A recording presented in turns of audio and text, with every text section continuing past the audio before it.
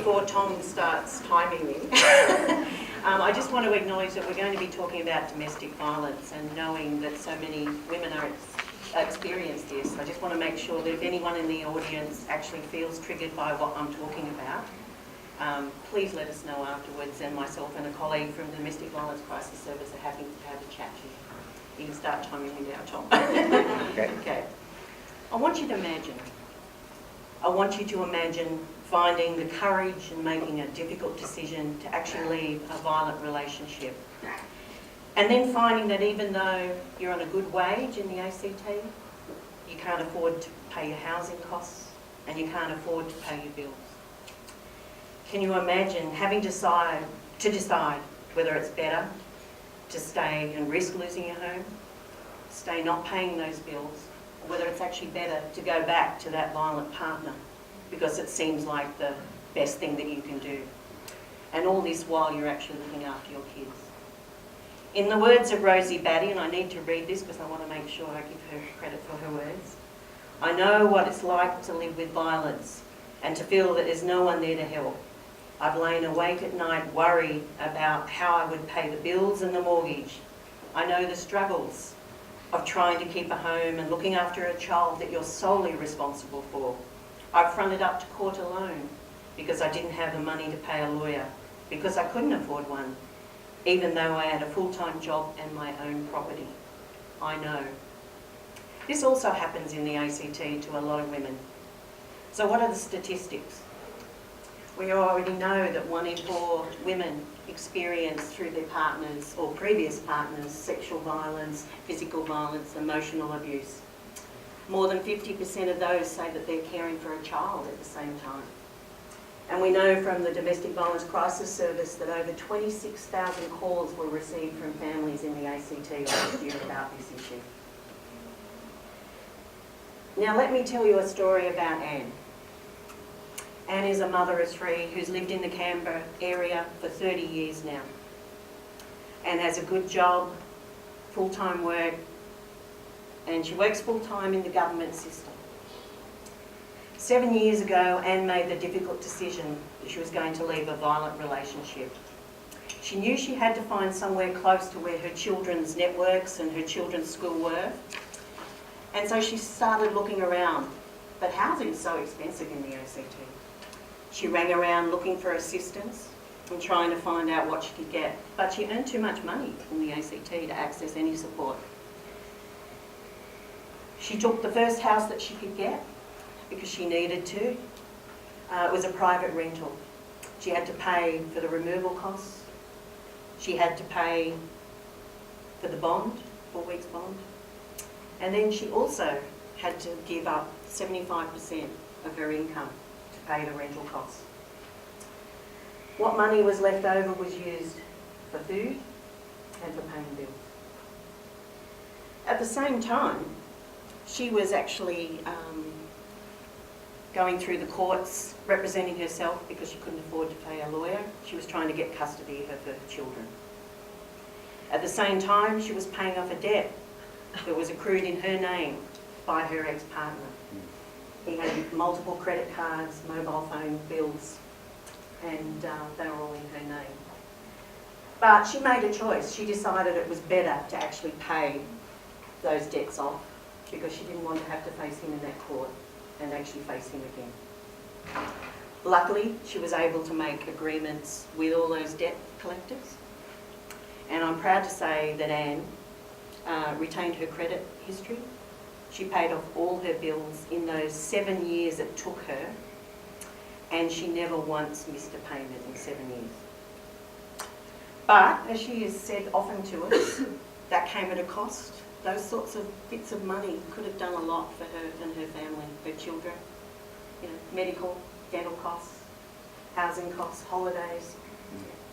So Anne is one of many women in the ACT. Most people will know an Anne, and if you don't already know an Anne, then it's probably because they haven't disclosed yet. So domestic and family violence affects every socio-economic group. This is not about income.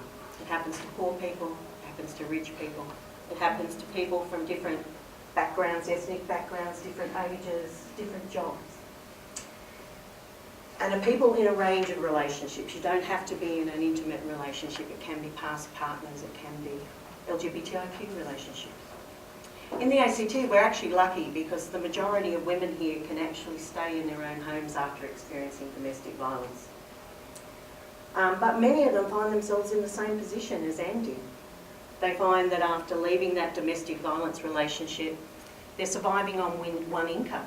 And that's a significant loss in income when you're trying to survive in the ACT on one wage. Many of them find themselves in hardship, financial hardship, trying to afford the housing costs and the legal costs, which are huge in the ACT. And the biggest one, they're not eligible for the government assistance that is available for many of the low-income women that are leaving domestic violence. And they're not eligible for a lot of the banks and the hardship provisions that they actually put in place. So what does our local Canberra research show? Oh, it's not up there, is it? in a domestic violence crisis service study. You want that one? No, it's okay. I just realised it wasn't that one. In a study that was done by the Domestic Violence Crisis Service on women who'd gone through their services, 80 to 90% of them experienced financial abuse. And just like Anne, 25% of them actually had debts that they'd incurred from their partners. Over half of them who sought that assistance lost their homes in the first year after leaving. This is in Canberra. And this is while managing and caring for their children. We think this is an important issue, and we all have a role in this.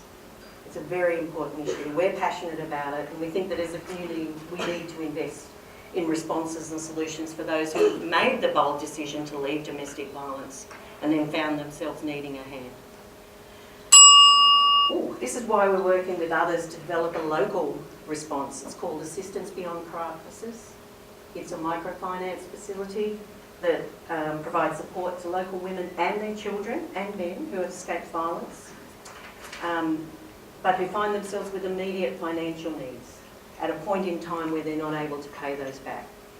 Things like housing costs, school costs, childcare costs, transport costs, housing costs. It's about giving them access to a small, no-interest loan that they can pay back over time.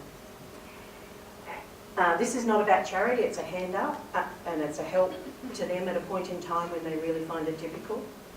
And as they pay off the loans, this has become part of a sustainable loan system, which means that other women can benefit from them paying off their own.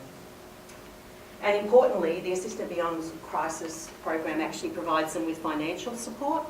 It gives them access to care financial counselling, and it also enables care financial counselling to help them to negotiate with some of those debts that they might not otherwise be able to. This is everybody's business, and with the help of generous donations from other corporates, we've managed to raise $250,000 already. But we need $100,000 per year over the next 3 years to make this a viable going concern. Many of the corporates that have invested in this have said this has made a real difference because it's actually about local community, it's about local women that they know, and it's about supporting those kids and those families. And it's about ensuring that the only option those people have is not going back to a violent situation, which we see in so many cases. By investing in Assistance Beyond Crisis, you will contribute to making this a viable microfinance facility. We need, as I said, $100,000 per year. $15,000 tonight will make a difference to around 15 to 20 women. Imagine what we could do if we could get more than $15,000 tonight. They'd be able to access that financial support, that counselling, at a time when they need it most. Imagine how many we could help. You know, you could be part of the solution. And I just want to finish again in the words of Rosie Batty, who helped us with some of the forums we did with industry about this. We shouldn't be happy to live in a community where the prospect of returning to violence is better than having nowhere to go, trying to survive with no money, having no one help us with our children, trying to survive with no money, to get us to where we need to go, to get the support we need at a time when we and our children are most vulnerable and under the most extreme pressure. We must do better. We need everyone in our community, business and industry included, to see that they can do something to help bring down these barriers so that women and children leaving violence do not feel alone. I hope you can help us to do better.